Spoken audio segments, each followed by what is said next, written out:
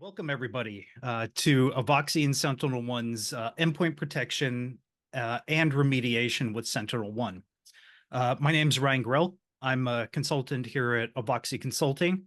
And with us, we have Greg Steele from SentinelOne. Greg, if you don't mind introducing yourself. Yeah, good morning, everyone. The name is Greg Steele. Work at SentinelOne, have been for the last probably almost 3 years now. Before that, I was at another cybersecurity company and have kind of hung out in the cybersecurity world for the last 25 to 30 years. All right, thank you. All right, so today we're going to be talking about SentinelOne's endpoint security. SentinelOne is a security software as a service tool that allows you to secure your endpoints in a really awesome interface also. So we'll be going through that. We'll have some slides and we'll have a demonstration, a live demonstration. We'll get infected by some ransomware, and I'll let Greg talk about that. It's a very famous ransomware. You may have heard of it. Yeah, we'll go from there. All right. So let's go ahead and continue.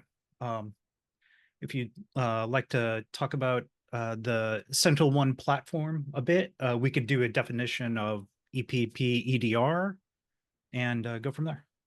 Yeah, no problem. So like Brian just talked about, we're focusing on endpoint security today. And when we talk about endpoint security in this day and age, we're normally talking EPP and EDR. And EPP stands for Endpoint Protection Platform. Basically, it's akin to what you would have in the olden days around, basic antivirus. EPP started as next-gen antivirus and has kind of matured since then to be a fairly mature product in the marketplace today. And then on top of that, we have EDR, which is Endpoint Detection and Response.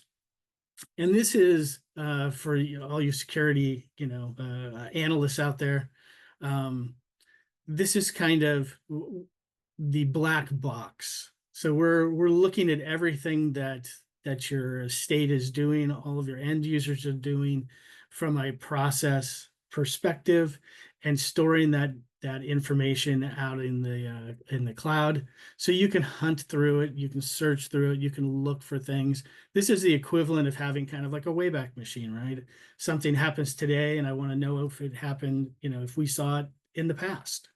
We can actually go back a certain amount of time and look for it in the past. So that's kind of where we're going to focus today, and that's kind of the overall for endpoint security. I think you guys, if you're on this, you're probably more interested in SentinelOne's product than the market as a whole. But that's kind of where we're at. And you can move forward if you want, Ryan. And at SentinelOne, this is kind of the high-level marketing slide, and it's labeled Value Singularity Platform. I'm going to basically change it around in terms of how we look at this. And if you are a person in your company that struggles with any of these problems, I have too many, as an example, I have too many consoles to look through. To find out what I need to find. It takes forever to deploy this stuff. The time to value is close to ridiculous. It's not very easy to use. I need to train people, to learn a whole new language specific to cybersecurity, or all my data is in different places, the unified data lake. Or this is close, I want to leverage the existing investment that I've made, not get rid of tools just so they'll work with my tool, as an example. I'm not going to go into all of these, but if any of these things resonate with you or resonate with your company or your job in general, then know that this is what our strategic engineering vision is for. Everything that we do falls into these boxes. If it doesn't fall into these boxes, we aren't doing it. Or we're doing it to a lesser degree, but everything that we do does this. So, and this will become obvious, I think, in the next slide as well. Because when I say everything that we do, we don't just do endpoint. Granted, if you can give me a couple of seconds, I'll kind of look through this, and there's a reason that I kind of put this one out there. We are going to talk about endpoint and EDR today. That is what we're going to talk about. We're not going to talk about anything else. But to give you an idea around the rest of our stuff, we do have protections for the cloud, from posture management all the way to protection. Identity is the same way. Posture management, as well as protection for your ADs, your Active Directories, etc. And we have services as well. These are all built around our Singularity platform, which is our unified console that you'll have a chance to look at, you'll see today, as well as everything that we store in our security data lake. And that security data lake is ours. So we're not buying anything from another vendor. Everything is ours. So it gives us a level of flexibility to be a little more agile as we make things happen. And then on the other end of that, we've actually standardized our data lake so we can ingest other logs as well. Now, again, I'm not gonna, the reason I show you this is not to sell you another thing, but to say that we do more than just endpoint. We can grow with you with the helps of IVOXY. We can grow with you as you have additional needs. And then also, one other thing to kind of keep in mind is if your company is going through the process of thinking about cybersecurity insurance or those types of things, or an IR retainer or whatever the case may be to protect your to have some insurance for your company, we are on all of those lists. We are on approved lists for all the major cybersecurity insurance vendors, as well as we play well with a lot of the IR partners that are out there as well. And that's really to kind of give you an overview. We do more, we'll grow with you, and we're actually supported by the ecosystem from a breach perspective as well as an insurance perspective. Go ahead, Ryan. One of the unique things about us, and this will come, this is kind of a dull, geeky tech slide, but it'll come in handy as we go forward.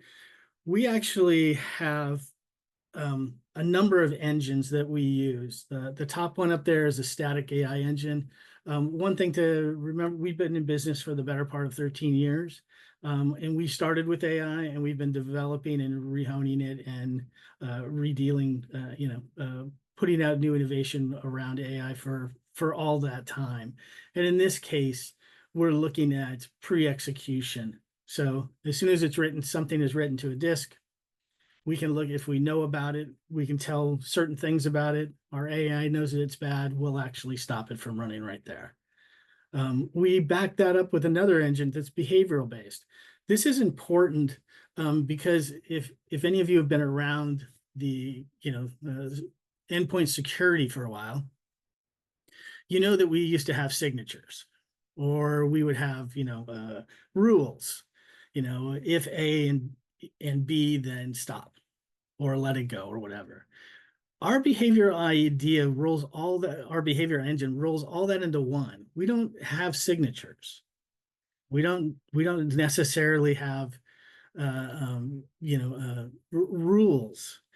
If our behavioral engine sees something happening, like a macro in Word is spawning a PowerShell script that is doing, starting, scheduling a task, opening the service, whatever, that's bad behavior.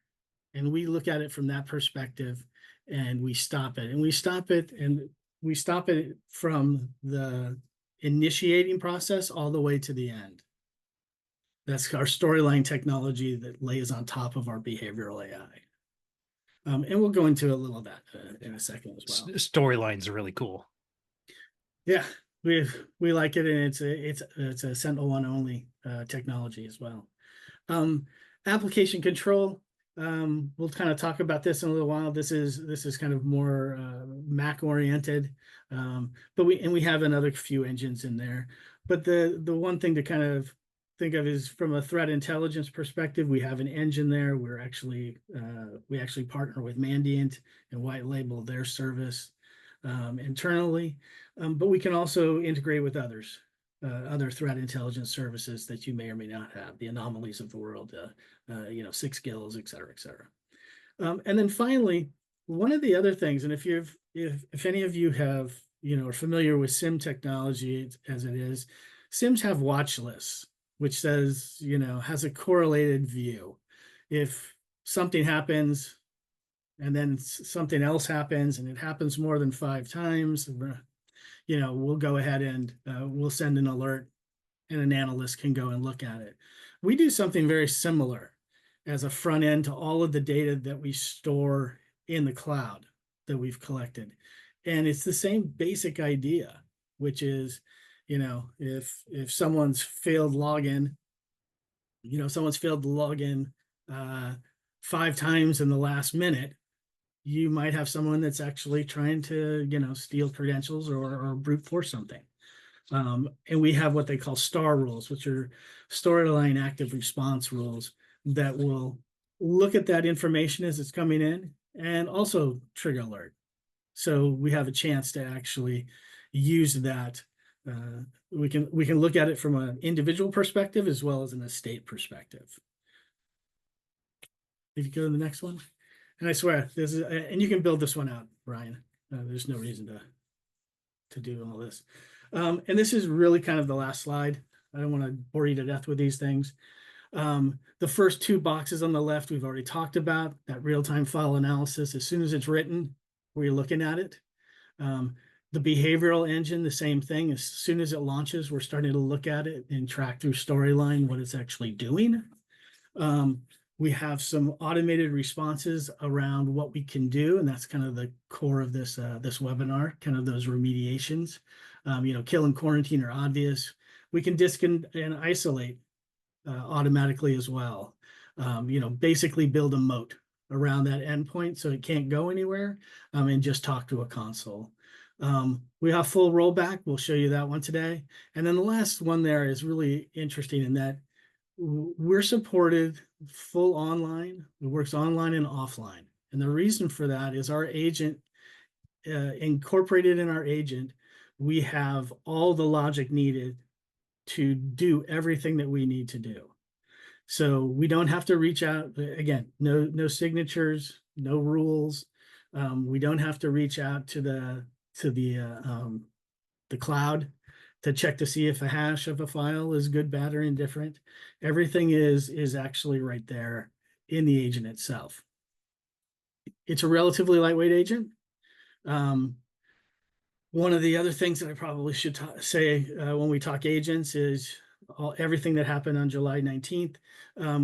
We are in the kernel.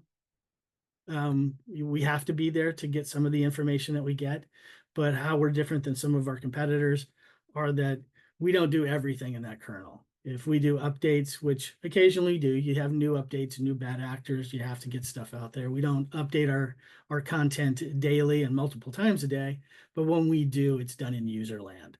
So if anything bad happens or we screw up in any way, it's going to affect our application and not the availability of your workstation.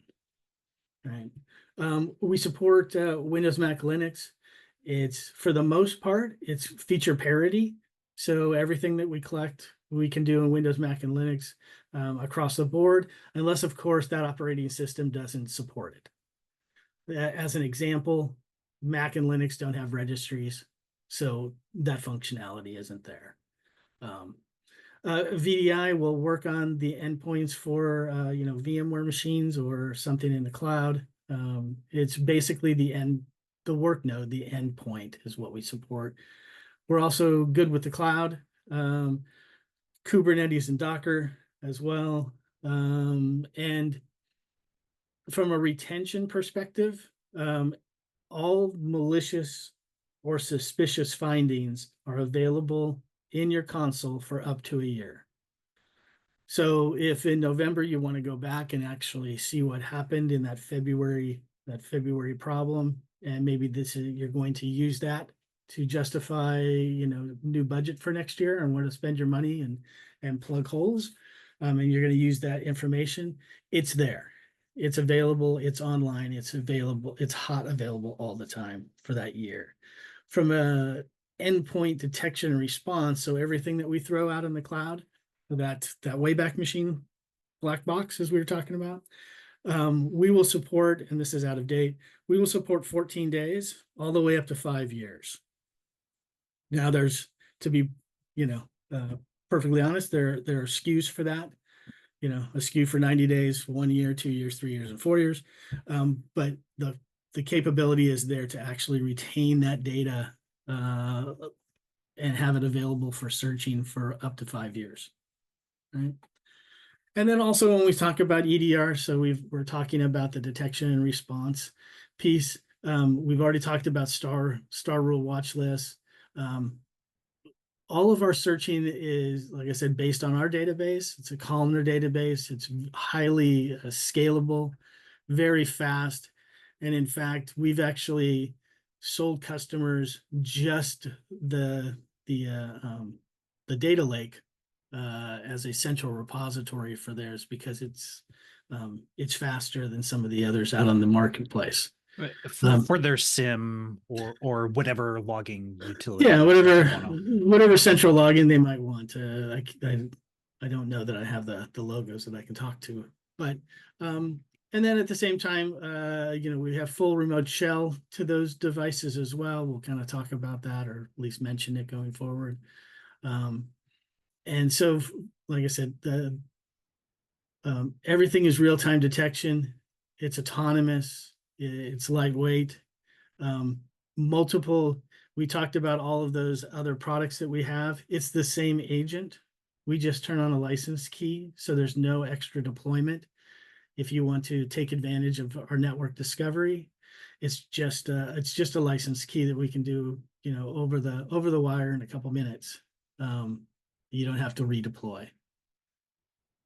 So, like I said, that's kind of the piece on the agent. I'm sorry for taking a lot of time here, but it's really important because we work at machine speed with all logic and all intelligence on the agent, and you get the same protection and capabilities offline as you would online.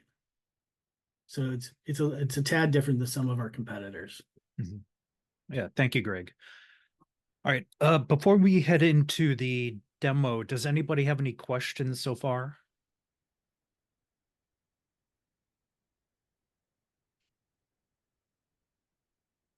All right. So just leave it on the demo slide here for a second, because Sure. before I share my screen, because I kind of want to set this up. What we'll do today is this is a live demo, so we're going to be running through it. You're not going to be watching a video and hear me do anything. It's a live demo. We're going to show you exactly what happens in real time. We basically will show you a ransomware victim, and we'll also show you our console. And there's a reason to do this. This actually gives you a point of view. So you can actually, you can be that end user. You can be Sally from HR that has a machine, and this is what they're going through. And you can also, Tim and IT, and you can see what the console sees at the same time, and the interaction between the two, right? So our console is in the cloud. The victim machine is on my machine itself. So everything is kind of as we would expect it to be in someone's business, right? Any questions there? Does that make sense? Okay. All right. Then yeah, if you can stop sharing, I'll share, and we'll go from there. All right. Thanks, Greg. All right. Can you see my screen, Ryan? Yep, I can see it. Okay. All right. So this is basically our console. It's the Singularity console. We always will start at dashboards. Either you can see there's a number, either health dashboard and endpoint, whatever. These are all configurable, and these are all covered under permissions and in RBOC, or we're very granular in how we can do this. Oh, one second again, Greg. Please, anytime you have any questions, please ask them in the Q&A, and we'll answer them live if you have any questions. So sorry about that, Greg. No problem. Thank you. One of the other things about us is we have a multi-tenant environment. We will give you you have the top layer is your account, and then you have the ability to have groups and sites, and you're able to build those as you want, as you see fit, move them around, whatever you need to do. We don't require you to check in with us to build these things out. You can do it all on your own, and most of the people that we work with, depending on what they do, somebody will actually put sites out there as I have a site in Miami, I have one in San Francisco, I have one in Phoenix, and one in New York, and then they can actually have groups underneath that, one for servers, one for IoT, and one for endpoints, if that makes sense. And then at the same time, apply permissions to who can and can't see those things. So it is a true multi-tenant environment, and something that almost all of our customers actually really do enjoy. So I think the first thing I want to do is I want to actually show the policy that we're going to run today, and why we're running it the way we do. And in this case, for protection mode, we're actually just going to put this in detect and detect. So malicious threats will be detected, and suspicious threats will be detected. We're only going to get the alerts. Now, the reason to do that is, I mentioned, if we know about it, we can stop it, and definitely the case. But I want to actually show you that we can become infected and we can remediate it. I mean, that's the title of the webinar, right? So I'm going to let everything go through and do exactly what it needs to do. And then at the end of the day, the end of the demo, we'll come back and we'll talk about how to get you back to a known good state, right? The engines that we have on the right-hand side here, we kind of talked about those, the static AIs, the behavioral AIs, and we have some specialty engines that weren't mentioned on that slide, stuff like document and script. So this is embedded Word documents or macros in Excel, stuff like that. Lateral movement, another specialty engine looking at someone trying to jump from endpoint A to endpoint B, fileless and anti-exploration, and so on. Those you can turn on or off as you see fit. Another thing, we talked about the multi-tenancy. You can actually apply different policies to different group sites or the accounts. We have full, other things that you can do with this is, we can set anti-tamper, so no end user can actually go ahead and, turn something off or uninstall it without an administrator either allowing it or helping. The user AI itself, we can make these notifications as noisy or as quiet as possible. You're going to see noisy today just for a demo sake. And then we talked about the EDR. We can also kind of champion what we collect. So from a process perspective, we're collecting anytime a process is created or changed. Same thing with files, created, changed, or deleted. So we capture this information, incoming and outgoing connection IP data. So these are the things that will actually be collected and stored in that Wayback Machine out of the cloud. And then there's other things that we have as well. We have scripts, remote op scripts that we can run across this. Here's where we can actually enable the remote shell, and that kind of manifests itself in having a PowerShell script that you can run anything on that machine while it's infected, impacted, or out or it's fine, as well as from a Macintosh and Linux perspective, you get a Bash shell with the same capabilities. All right. I'm going to kind of talk about the endpoint. We have one endpoint that actually is part of this. I spin these up fresh all the time, so there's just the one endpoint, and it kind of helps to focus our attention. But we have an endpoint here. If we can gather all the information that we actually have, we can talk about the asset properties from the IP address and the architecture to the CPU, how many counts, and then other properties around the OS. Is it active? When did it last check in? Things that you would, as an IT or security person would enjoy, would like to know. We can also go down the line here. We can look at health indicators. Is it online or offline? Is anti-tampering turned on, etc. The same thing with the agent properties. Here's a UID for the agent, and it just goes down. And we can even come down to we'll take a software inventory of what's there as well. So we'll give you a lot of information, just kind of properties around that victim, and we can also take actions against it as well. We can take actions against the agent. We can take actions against the endpoint itself, and so on and so forth. All right. So let's close that one. We'll get back up here, and then let's go on over to the victim machine. And we saw the properties, so we know that this is a Windows machine. It's running the 64-bit version of a Windows server, etc. We have some special files here that we'll go ahead and kind of look at, just to show that we actually have something there. Again, live demo. I want to be as transparent as possible. And then we actually have our malware, which at this point in time is called resistance-is-futile.exe. Now you'll notice that the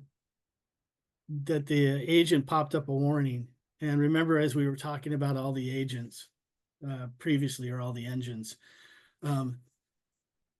this one is triggered by writing to the disk. So our static AI engine is pre-execution. We haven't done anything yet, but we wrote it to the disk, and we actually know about it. So we'll pop up a notification for the end user. And remember, if we're in protect mode, this is where it stopped. It gets killed in quarantine right now, and it doesn't go anywhere. All right.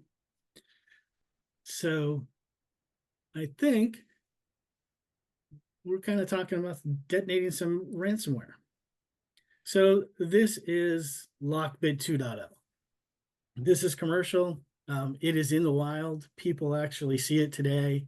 You're going to notice that it's going to go through some of its machinations. It's actually looking at all your files, and then it's going to copy them all, rename them, and then to delete the original. Windows even popped up saying, "Hey, you have a new startup app. Here it is." Yeah, and that's a Windows thing. This is actually a fairly new thing for Windows to do as well. But it's looking at the event logs, and the event log said that they started a new service. So it actually notifies you. One of the nice things about our agent too is we can collect event logs. So we can collect all the event logs from Windows, again, without another agent, and we can store those in the data lake as well. And in fact, we have a number of dashboards and such that look at the data lake, and we'll look at all of those. Things, and provide you some graphs and such. So it looks like it's gone ahead and it's done most of its business. It's changed your wallpaper. It's actually made it difficult. to do anything. But if we go out and we look, And then it found lockbit ransomware.hta, which is a that's what we're the, looking at right now is that file in the background. yeah. And if we go out and we look now, you're not going to be able to get these because they've been changed to lockbit as an extension, which is how this stuff works. So as we stand, if we're Sally in HR, we're calling the help desk and hoping for the best. But let's go over to the console and kind of see what the console sees. So we know what Sally sees. Now let's go over to Tim in IT and see what he actually sees in all of this. And from a thought perspective, this will come in as an alert in the triage phase. And when you actually look at these in the triage phase, as Ryan mentioned, here's the HTA, here's resistance is futile, and you'll see in a second, there's actually 2 branches. So we have all of those, but you can actually look, you can set time horizons for people. You can actually filter this information to be specific. It doesn't make much sense with one person or one endpoint. And you can actually group these by, hashtags as a matter, right? Or endpoints or OS or whatever the case be. And the purpose of doing that is it allows you to cut this data into chunks that make sense quickly and easily, right? So you can actually come to a point where you can start noticing that these are all windows. So let's look at this and see if any Macs are involved or any Linux are involved or servers are involved or whatever the case may be. And you can kind of you take those troubleshooting techniques of divide and conquer and pare them down quickly, right? So if we actually go out, we just saw a 4th one popped in. yeah, and this is spawn, actually looking at so when we went out and we looked at the file to make sure that the extension had changed, it's actually spawned an execution there. So you'll get a 4th one if you do that. And you can get a good idea of what actually is going on. We have 2 hashes here that are the same, where they were, what the classification was. We can give you, some basics right here out of the blue. But if we go ahead and just pick up one of these, we can get a lot more information on what's actually happening. And this is where I'm actually going to kind of deviate from the endpoint protection stuff. But I mentioned that we did AI. We've done AI for 13 years. Well, we also have started to incorporate AI large language models into our product as well. This is the first indication, which is, and it's called Purple AI. It's our marketing department. And it actually is going to give you a summary of what this is. It's going to tell you the alert indicates a critical finding where the file resistance is futile was detected as ransomware on the endpoint. So one sentence has basically told you what it thinks you should know. And if we take the knowledge that we learned from being, Sally in HR in front of that, that's exactly what happened. We clicked on resistance as futile and it went ahead and did its thing. And it is ransomware and it did everything that ransomware is supposed to do. So that first sentence kind of tells you exactly what's going on.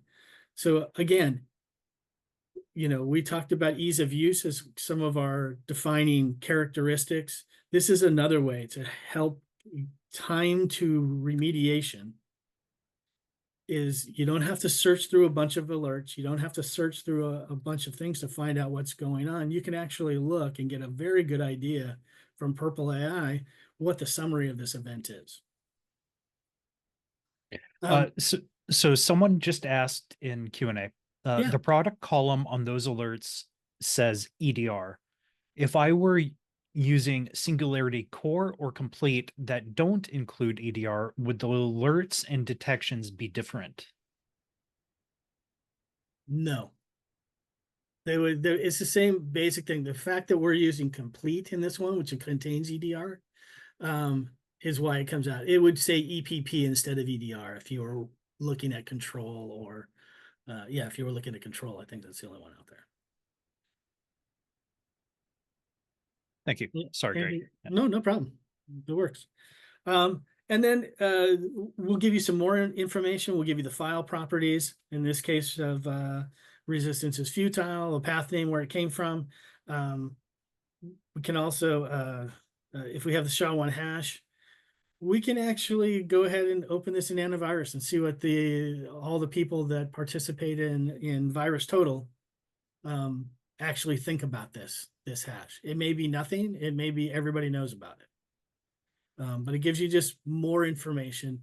It correlates it and gives you a little more context. The detection information is here. It's malicious.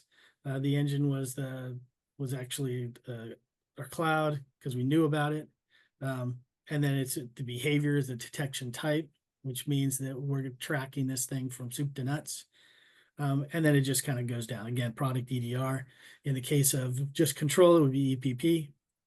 And then the target name and such. And then the other piece of this, which is really interesting, is our indicators of compromise. So since we are on the endpoint and we're watching everything that happens in real time, we will build, in this case, bottom up, a list of exactly what behaviors are going on. And then we're going to map those to MITRE. If you're unfamiliar with MITRE, MITRE is a government institution that actually works primarily on the attack chain and what exactly is happening and the tactics and techniques and procedures that an attacker would use to come in. And we will actually map those to those T numbers. You can, these are all hyperlinked. You can, if you want more information on, T1486, you can click on this. It'll go out to MITRE and give you a very verbose explanation of what that is. And we build from the bottom up. And this is really how the engine works, right? It's going to look at the behaviors, and if it behaves like ransomware, maybe that's nothing we really care about. Maybe that's just a poorly written application or an application that an IT professional is using that's, let's say, enumerating all the files on your dash. Maybe not a big deal, right? But when you start detecting malicious shellcode or ransomware artifacts created, it's still behaving like ransomware. We've upped that from suspicious to critical. As all of these things add up, all these red flags become red flags. I mean, this is it. We're building you kind of, if you're familiar with sandboxes, we're doing this in real time and checking it in real time and providing you that information in real time. Not necessarily, but you're getting the same basic, getting to the same basic point that you would if you were to run this malware through a sandbox. Right. And then we can actually go out and, so we've looked at the indicators, we've looked at Purple AI and its summary. We actually have the hindsight of being able to see exactly what we did and the results of that. But we also will give you the ability to visually look at what's going on. And I'll build this out just a little. But resistance is futile is the start of this chain. We clicked on it. We've got all the information that we need here. We can see that there's a number of events, a number of files. This is almost a sure sign that it's a ransomware variant out there. And we can follow it. We can follow it to, one of the things that the code did is it actually ran a command line to go out to vsadmin.exe and run this command line code, which basically, if you're unfamiliar with some of these command lines codes, is we're deleting the shadow copy. And an attacker will do that to hide what exactly is going on, or to limit your ability to actually, roll something back or get a backup, because that's the only option you have when it's ransomware, some kind of a backup. We're kind of interesting in that we've patented technology that allows us to intercept any of these requests to VS admin, and tell the code that we actually did it when we didn't. So it's kind of like a decoy. We've applied decoy technology around VSS admin and that whole shadow copy that is native with Windows. All right. And then we can go on and we can see that command line was also spawned to try to shadow copy delete from WMIC. Actually goes out here and tries to do it again, and then so on and so forth. So basically think of this as the storyline. I'm telling you exactly where it went, what it did, how it did it, and what was involved in a timeline that we can actually look at. So I can tell you when command started and stopped, when ping started and stopped. We can actually tell you exactly how this all worked out. So we've seen this happen, and we've seen this a couple of different ways, right? We saw it with our own eyes, right? We saw it through indicators. Basically went out and saw all the indicators in terms of what behaviors were happening. AI has gone ahead and deemed it critical. So really the only thing left to do is to clean this up. And that's kind of the promise I made you guys when we decided on the title of the webinar. We're going to actually remediate this stuff. And the mitigation actions that are available here are kill and quarantine. We kind of talked about that, right? You kill the process, you quarantine it up, you throw it in a BUP file, and you can look at it later. But we saw Windows popped up that we actually started a new service. And that's really persistence. And I'll give you a quick story in that I had a customer that I worked with that was actually, the end result is they were ransomware, but they actually had somebody that was in their environment for probably 3 or 4 months. And they had built a persistence mechanism through a service. And that service would actually go out and look for a script to rerun. And it was combined with a scheduled task. It would actually rerun that script every day at 9 o'clock. And even if you got the script and you deleted it, it would actually look to if it wasn't there, it would look to a registry key that had a command and control server that would actually go out and grab that script again and rerun it. So for 3 straight days, this customer of mine was actually becoming infected every day at about 9:03. And it wasn't until we got in there with some of our partners, we actually weren't there.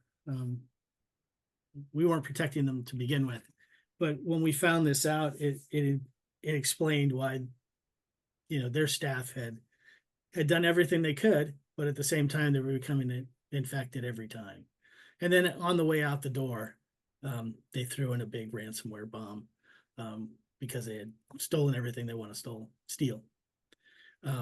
So again, it's really kind of an interesting, the tactics and techniques that bad actors use these days is getting more and more interesting, novel, innovative, however you want to kind of talk about it.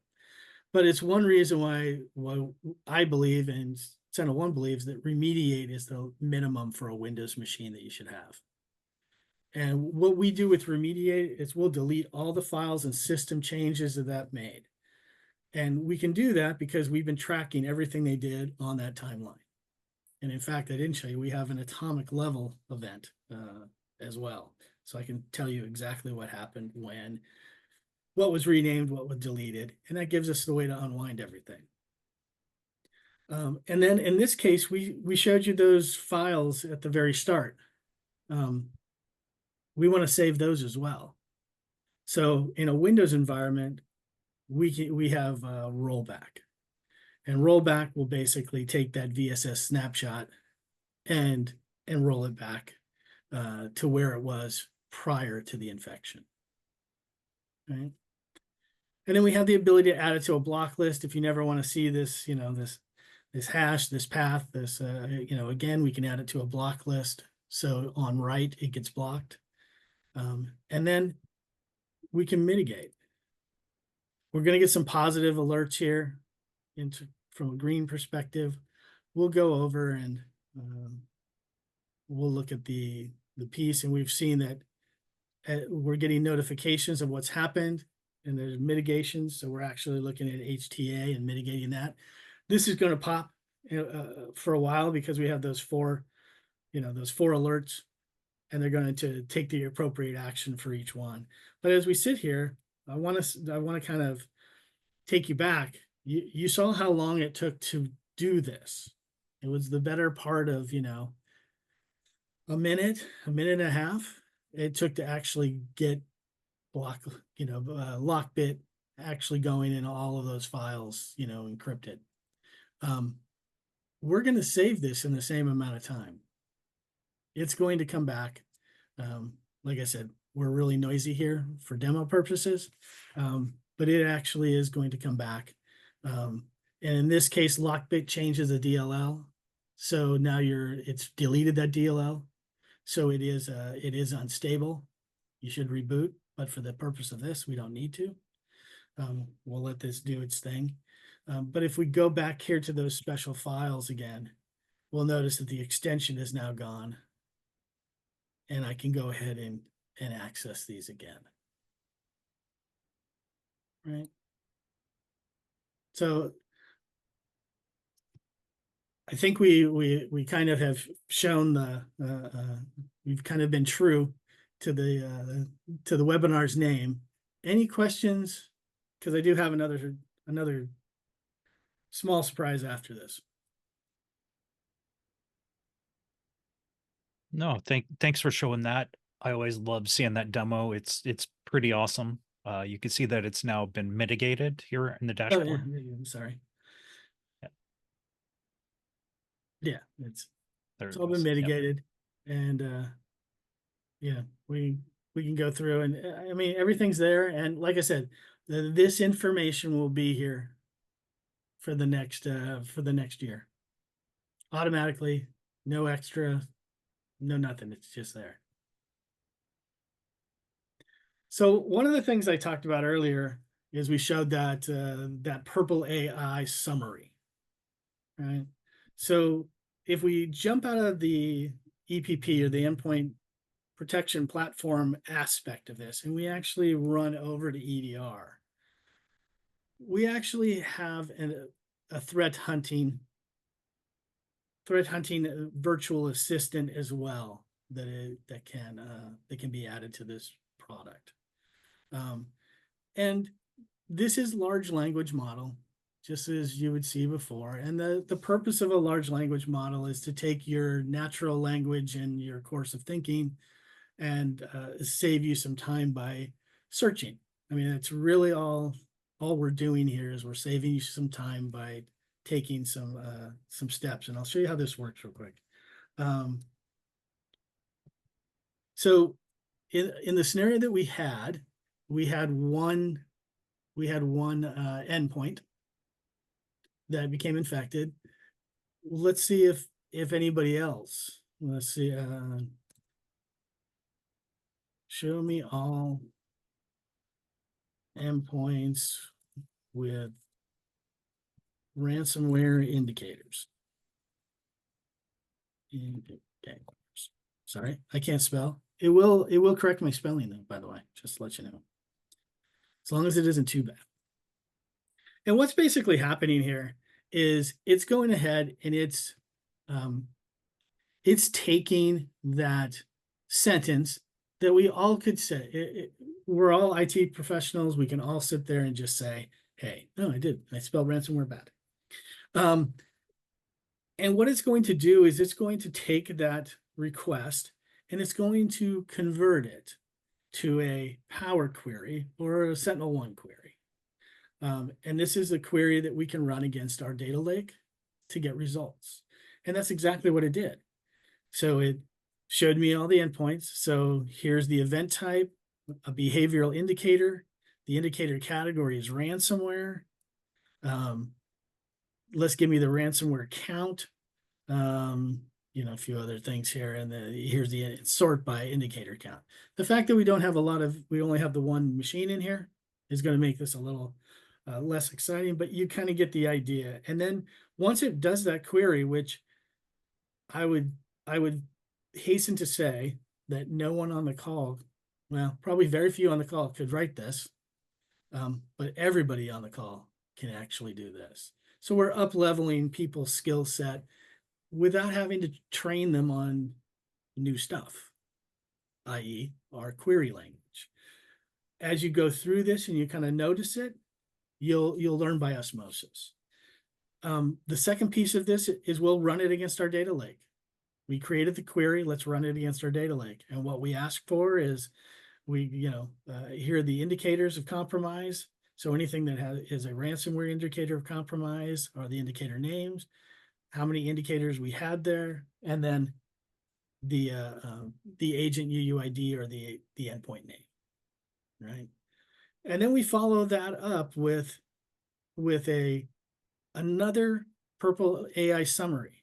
So we're going to summarize what you're seeing. So in this case, we're looking at one thing, not a big deal. But if we get 1,000 hits come back, now all of a sudden you're having to scroll through and figure out the results. So we make that easy as well. So your mean time to understanding what actually went on is here. So in this case, the query results indicated that an endpoint named Ransomware Vic has multiple ransom indicators. This is the one we knew about, so it's nowhere else in our environment. The rest of the estate has not seen anything. It's just this one. And then it'll also provide some follow-up questions. Have the most, or let's say, can we break down, categories for each one, so we get an idea if it's a reconnaissance or if it's, a lateral movement or whatever those MITRE indicators might be. And then going to go ahead and what's the other one? Indicators.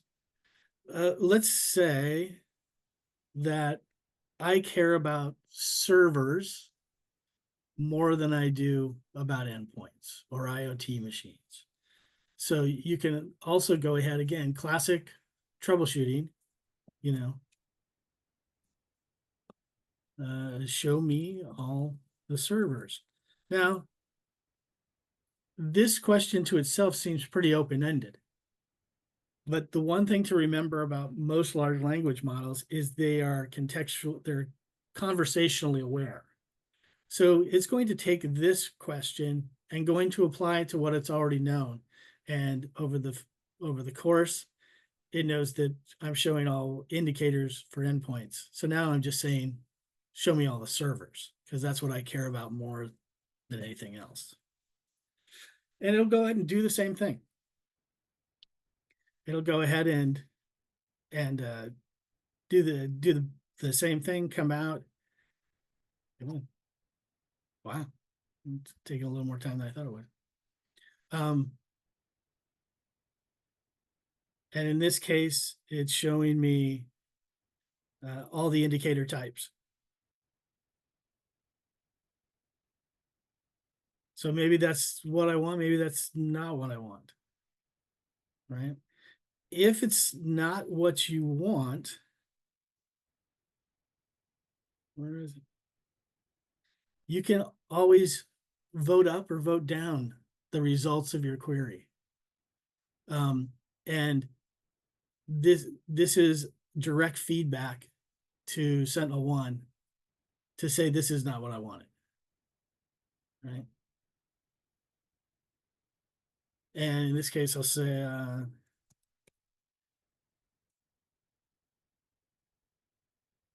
show me servers with ransomware indicators. And because that's not what I wanted to get back.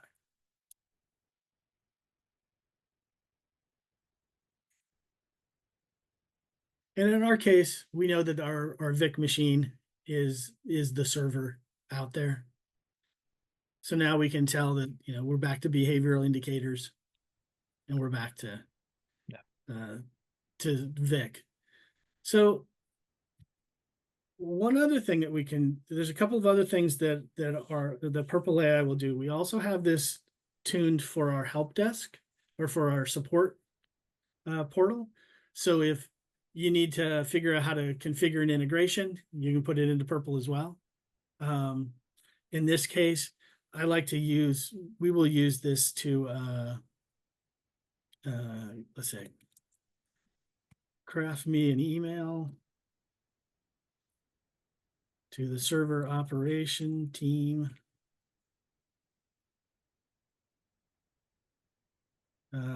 Take this endpoint, these endpoints, schedule maintenance.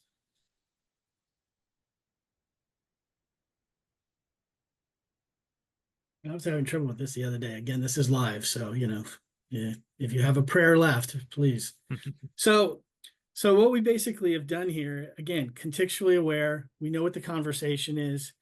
This is actually a generic one. If you have your templates, you can teach Purple that here are the templates and help fill it out or whatever.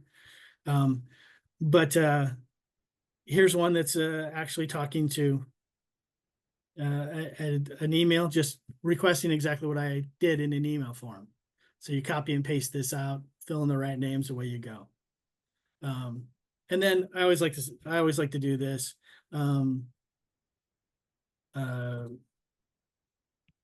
Rewrite in the style of Gen Z. And the reason I use Gen Z is just because one, to show you a difference. There's if you have a boss that's in Gen Z that likes to see emoticons and images and I hope you all still vibing instead of hope you're doing well from us old boomers, or vice versa, right? If you need to customize this to to the CISO versus your boss, to the board of directors, to whatever the case may be. This is just a fun way of kind of showing that. Purple AI, through its learned language model, can do that for us. And then finally, and I promise I'll be quiet, I'll shut up, is all of these questions that we went through are saved in a notebook. And that notebook you can actually rename to be something interesting. You can delete it if you don't ever need it again. And you can actually share this with, make it a shareable notebook. So case in point, you have a new person that's actually coming in and you want to get them interested or starting to do something with Singularity. You can say, run this notebook. Here's the notebooks. Tell me what the result is. You already know what it is. You can get them up and running, doing something quickly. So we're up leveling skill sets. We're getting a faster time to understanding what's going on in your environment. We can go ahead and search. We can use this as an assistant to search. And then also we can help with we can use Purple AI to help with after action reports or emails to your boss or whatever. Again, doing that in a time frame that just allows you to do more things that may or may not be more important. And then finally, from a roadmap perspective, we're going to be looking at this kind of technology to help with automatic triage as well. So everything that we did the first piece, run that through our AI to a point where we took all those manual steps. We'll actually automatically do that. So when you come into the office the next day and you look at the alerts that are out there, they've already been triaged up to a point. Yeah, and another thing that I really like from the Purple AI is the queries that you see in here in the actual Purple AI. You can copy those and bring them over to the event search, so that the filter Yeah. event type, all of that. It's a standard query language that can be reused all the time. So if you Yeah. have something, create a document with your one-liners and go from there. And we some of the other SEs, another one that I actually forgot. No, some of the SEs actually use this for writing, at least writing the first generation of a script that we're going to run on an endpoint. And some are great. So when you have you have to run a script, you can do it in PowerShell or Python. Again, it's a tool to help you not spend as much time on some of these things. I mean, this is a fairly easy power query here that I could probably write in the better part of 5 or 6 minutes. But it was done for us in probably less than 15. Right. So I'll stop. I can talk all day. I get excitable. So I will stop sharing. And if there's any questions, or Ryan, if you have anything that you need to do, I'm good. Yeah. Thank you, Greg. All right. So do we have any other questions? Questions about the tool, questions about licensing, questions about anything about SentinelOne. Feel free to ask. And if not, you need to go ahead and reach us. Here's our contact information. Greg's and my contact information. I just want to let you also know that IVOXY has a podcast where we will talk about SentinelOne every so often. I believe I might have already done it, or there's one scheduled coming up to talk about SentinelOne. And we also have some other things coming up. I'll be teaching a VMware ARIA class, and we do assessments, education. And if you want to know about VMworld Explorer, VMware Explorer, we have a little bit of a demonstration about that. So any other questions? Thank you for joining us.